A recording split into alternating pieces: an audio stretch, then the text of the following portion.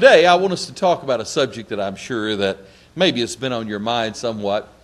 I think probably everyone here knows that we are looking at a period where Christians are not seen in the same light as we were, for example, 100 years ago. 100 years ago, Christianity was without a doubt, at least in our own nation, part and parcel, head above and shoulders, all other types of philosophies that prevailed in our nation. But things have changed. I don't suppose that we quite have the problem the first century had, where they feed you to the lions for your belief. That's a little bit different. But persecution is something that's been going on a long time.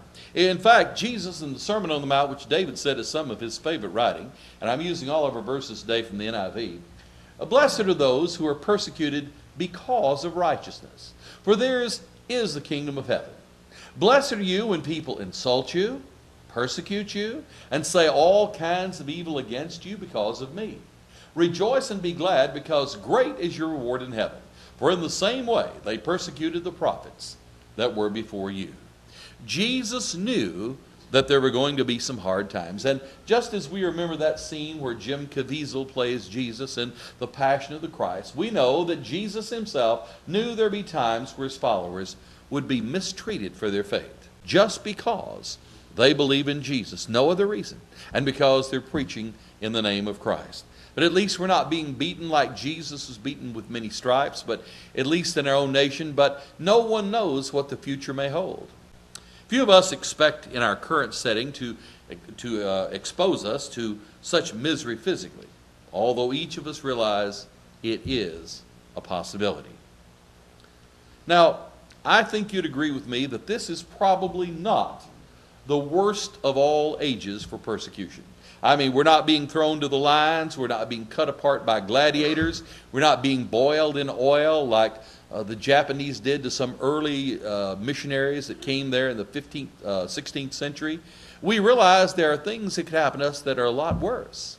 But nonetheless, it's never pleasant when we are the object of persecution, whether it's verbal or whether it's physical. In our own nation, there are disturbing signs that Christianity is under attack. And isn't this disgusting that people would put up posters like this, say no to Jesus, like a parking sign? Well, I don't put this up here to be disrespectful, but to show you what's being put out there. And these are things that you're seeing in places like San Francisco and other places where people are just basically disrespectful of your right to even follow Christ. We have secular humanists, we have atheists, or people that just have a liberal agenda that doesn't believe that Christ should have anything to do with our life. And not all people who are liberal are necessarily secular humanists, but I think you'll find that birds of a feather do tend to flock together. Now, this old dog here can't get anything because he's muzzled. Well, a lot of people want to muzzle us, don't they? They want to limit Christian expression in public. They simply want to silence God. Shut up. You don't need to be saying anything about Jesus. Why? There's separation of church and state. Don't you know that? Well, in a sense, that's a kind of persecution, isn't it? To say that we do not have the right to speak up in public and be able to say what we say. Now, they don't have to agree with us, but at least they should give us the right to say it. I don't agree with Buddhism, but I don't believe that we should simply say a man can never say what he believes about Buddhism. At least he should be able to verbalize it. That gives us a chance for dialogue and interaction with that person, to be able to talk with them. Now, sometimes we're worried about where it goes from there, how much influence it will have in changing our society.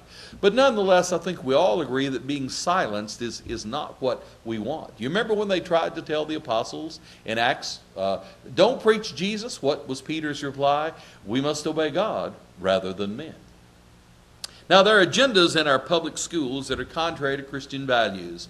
In the state of California, there have been efforts in some counties and places to say that you must teach that same-sex marriage is just as valuable and valid as heterosexual marriage. Now, that's a bit disgusting to me personally, but there's not much we can do about the laws of California.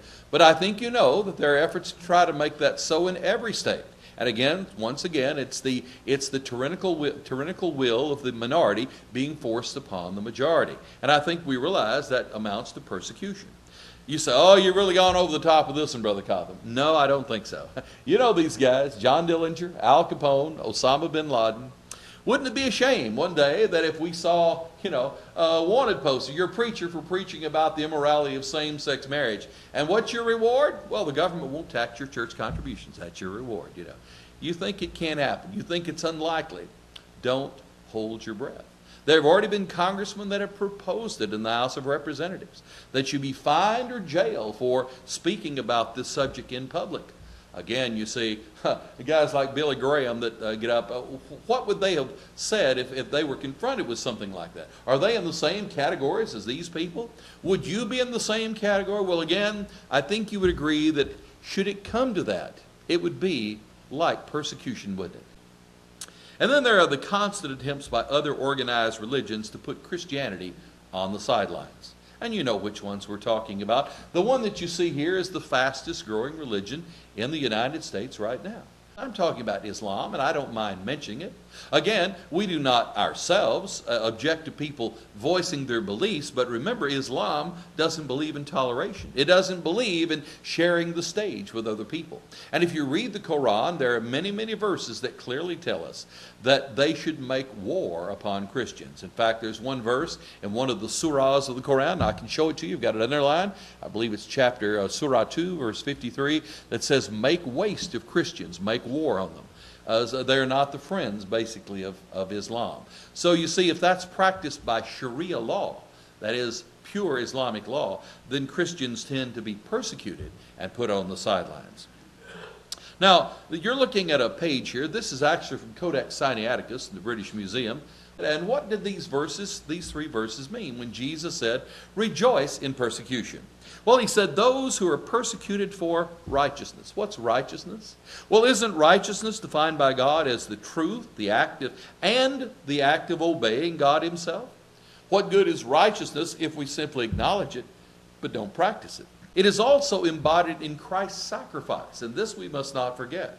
In 2 Corinthians 5:21, God made him who had no sin to be sin for us, so that in him we might become the righteousness of God. You see, we too, as Christians, are a kind of pleasant offering to God with our body and with all that we do. We become the righteousness of God through Christ, through his vicarious suffering for us. His blood stands before the throne of God on our behalf. Our older brother speaks up for us, and he will again, according to Matthew 10:32 at the end of time. Those that confess him, he will confess before his Father in heaven. Those who deny him, he will deny before his Father in heaven. Another verse, and Jack, I know this is one of your favorites, from Romans. You have been set free from sin and have become what? Slaves to righteousness. No longer slaves to sin, but now you are servants or slaves to righteousness. Christ's righteousness, the righteousness of truth itself, and the fact that we have now a bonded allegiance to that righteousness. So those who are persecuted for righteousness, clearly Christ must have had this in mind as his kingdom would unfold and as the day of Pentecost would bring the kingdom into existence. For theirs is the kingdom of heaven. Albert Barnes, in his notes on the New Testament, makes this comment. He says, what does that mean? That is, they have peculiar facilities for entering the kingdom of heaven and of becoming Christians here, or they shall enter heaven hereafter. Both of these ideas are probably included. Now, I'm not saying that all people like Mr. Barnes understand exactly what the kingdom of heaven is. Many of them do not equate the kingdom here as the church and the saved hereafter, but at least it's good thoughts. Both of these ideas are probably included. A state of poverty, a state wherein we are despised or unhonored by men, is a state where we are most ready to seek the comforts of religion here and a home in heaven and thereafter. I believe that's true. If we're despised or not honored, we're more likely to seek the kingdom. You know what I've said? Poorer countries are more likely to be receptive to the gospel than wealthier nations. It's just a fact. The wealthier a nation is, the less likely they tend to be to receive Christianity as a whole.